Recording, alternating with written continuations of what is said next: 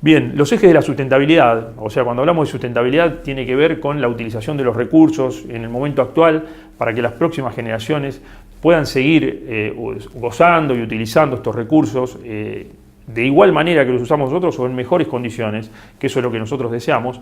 Bueno, partiendo de este concepto de sustentabilidad, se empieza a desglosar y vemos que tiene tres fases: la económica, la social y la ambiental. O sea, cuando hablamos de sustentabilidad, no es solamente la sustentabilidad económica como se tiende a ver generalmente, sino que necesitamos dar garantías de la sustentabilidad ambiental y la social. Si no, no hay sustentabilidad posible. Y bueno, en el sistema de siembra directa aparecen todas las prácticas, en el caso de todo lo que tiene que ver con lo económico y con lo productivo, las prácticas agrícolas de producción sustentable.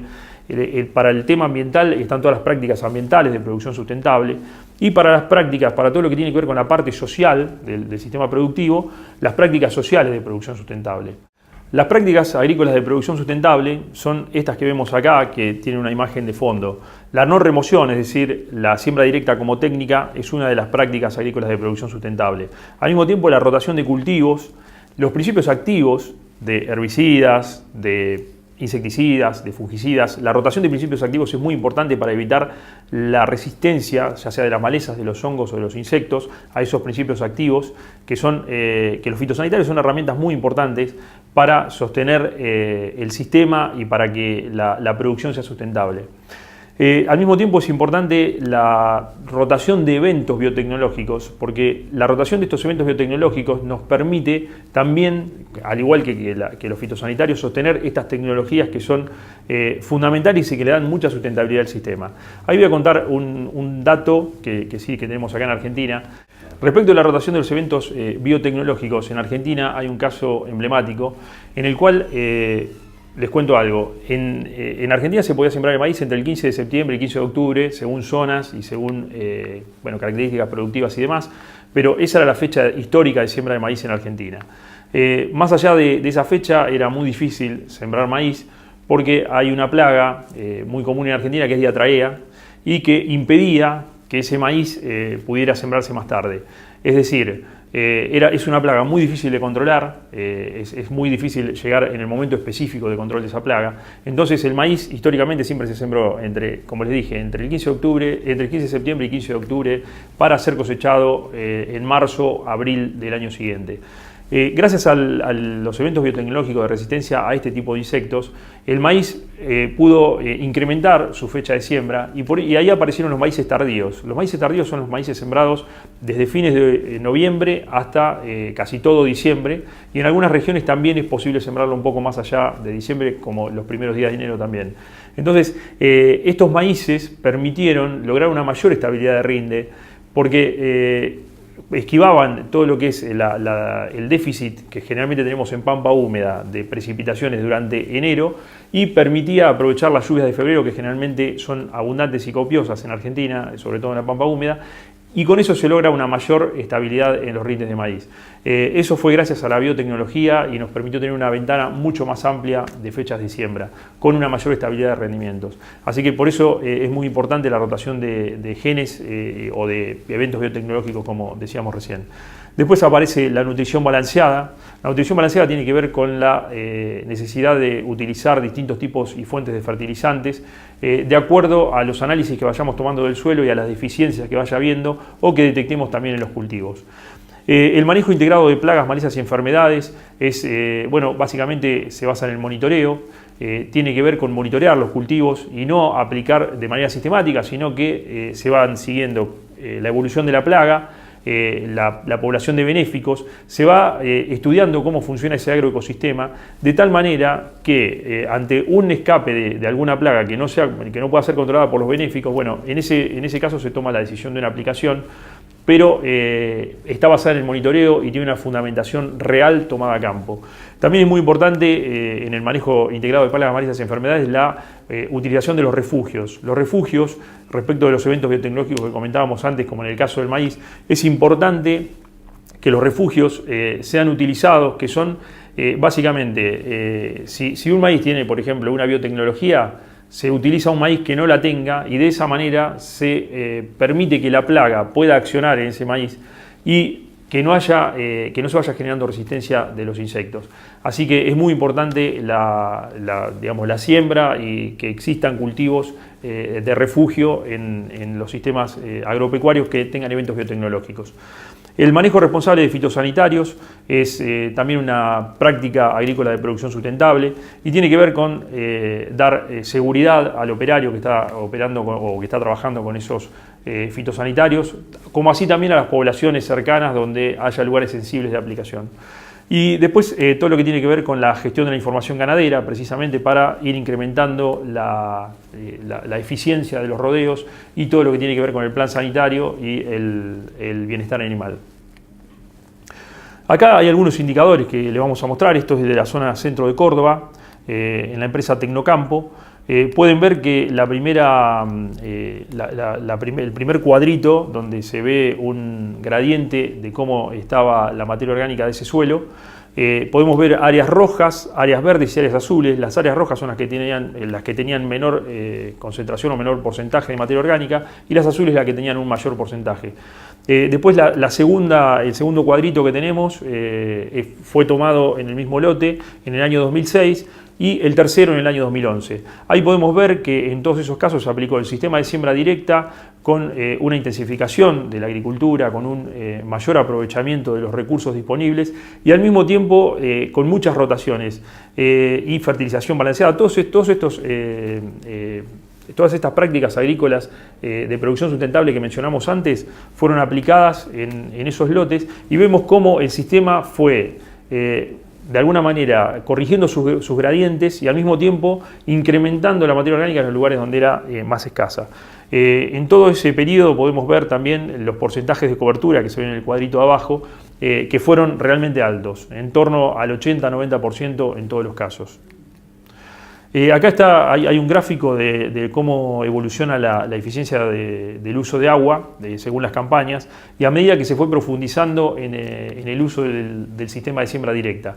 Ahí podemos ver en el cuadro rojo, o sea la línea roja o la línea color entre salmón y rojo, una cosa así, esa línea indica cómo fue variando la precipitación en el centro de Córdoba desde el año 96-97 hasta la campaña 2012-2013. Vemos que hay una tendencia a decrecer o una tendencia decreciente en las precipitaciones en esta zona del centro de Córdoba, pero en todo ese periodo, que si bien vino descendiendo la precipitación, se fue incrementando la eficiencia del uso del agua y lo podemos ver en el cuadro de la derecha, que en el año 96-97 se estaba utilizando se estaba logrando producir por cada milímetro de agua llovida unos 4 kilos de granos y en las últimas campañas, en las 2012-2013, estábamos ya en los 10 kilos por milímetro de lluvia caída.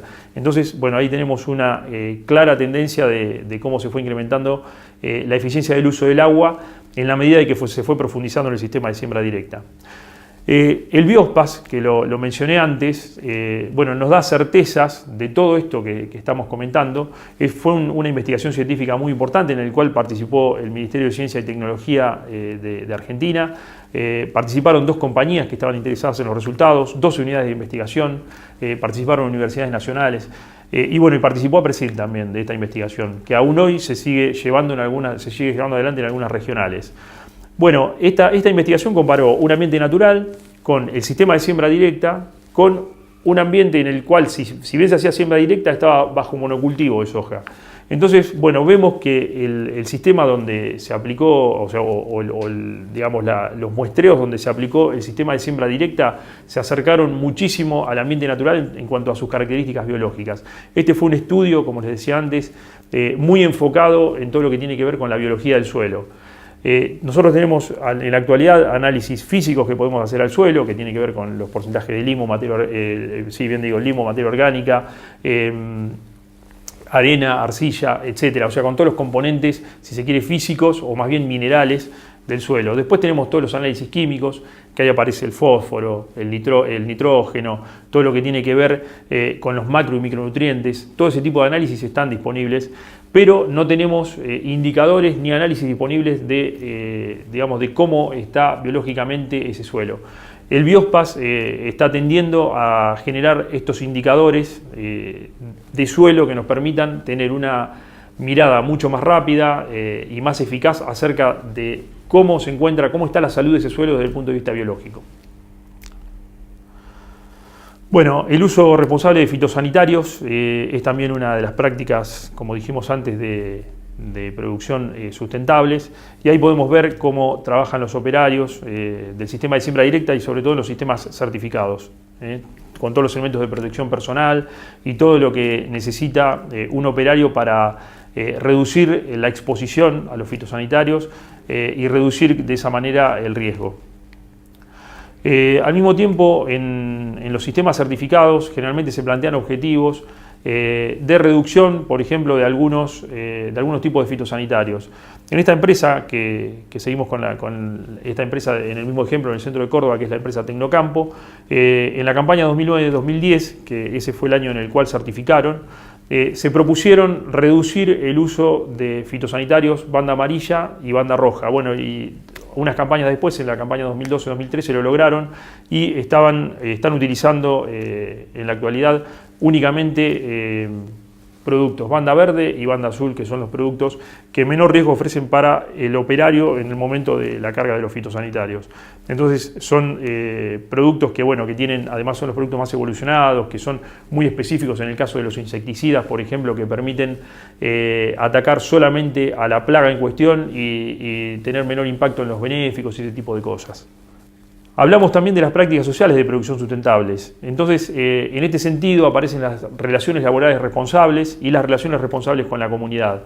Estas son, hay un conjunto de prácticas sociales de producción sustentable que indican cómo trabajar sustentablemente, ya sea con el personal que está trabajando para la empresa, como así con el entorno que interactúa la empresa. Entonces aparecen, bueno, estas necesidades de comunicación, si hay algún tipo de reclamo o algunas cuestiones que avisen a los transeúntes que puedan pasar por ahí, o algunas personas de la prohibición de cazar, porque hay una cuestión ambiental también que ahora vamos a ver acá, que tiene que ver con las prácticas ambientales de producción sustentable, que estas prácticas ambientales de producción sustentable apuntan al uso y conservación responsable de los recursos hídricos, a la gestión del impacto ambiental y a la conservación de la flora y la fauna nativa. Por eso aparece la restricción de la caza, porque la realidad es que es una práctica sustentable conservar flora y fauna nativa, porque eso permite mantener y sostener las características o algunas de las características del ecosistema original. Las prácticas ambientales de producción sustentables, bueno, implica también hacer algunos cambios. En los establecimientos donde existen tanques de combustible, por ejemplo, es necesario poner todas las medidas de seguridad. Así que, bueno, en ese sentido es muy importante todo lo que se vaya haciendo desde el punto de vista ambiental para precisamente mitigar cualquier riesgo o cualquier daño ambiental que pueda surgir por las actividades humanas. Este sistema, como les decíamos antes, el sistema de siembra directa puede ser certificado, o sea, es certificable.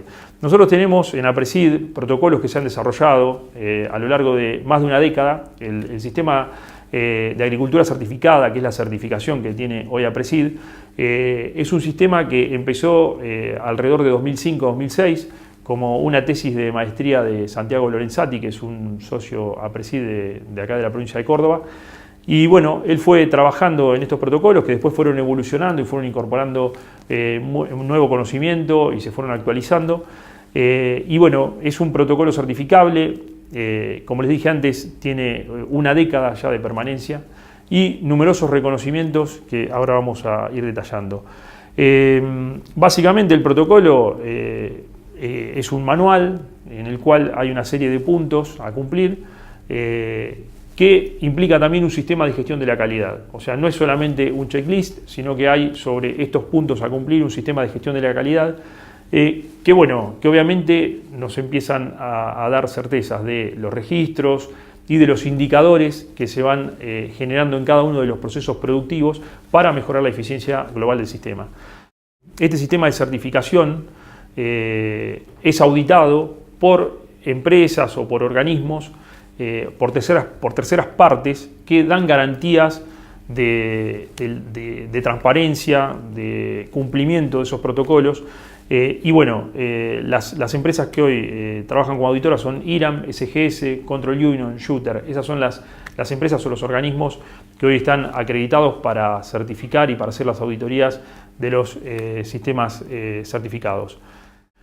En la revisión de los estándares de agricultura certificada han participado todas estas instituciones que podemos ver ahí, desde instituciones que tienen un fuerte compromiso con la conservación del ambiente hasta los gobiernos nacionales, provinciales, las certificadoras, las cámaras de fertilizantes y fitosanitarios, universidades, el INTA, realmente un conjunto de organismos y de instituciones que participaron en la actualización de estos protocolos y en una adecuación que tenga que ver con su ayornamiento a las nuevas realidades y a las miradas de las distintas partes que componen esta mesa.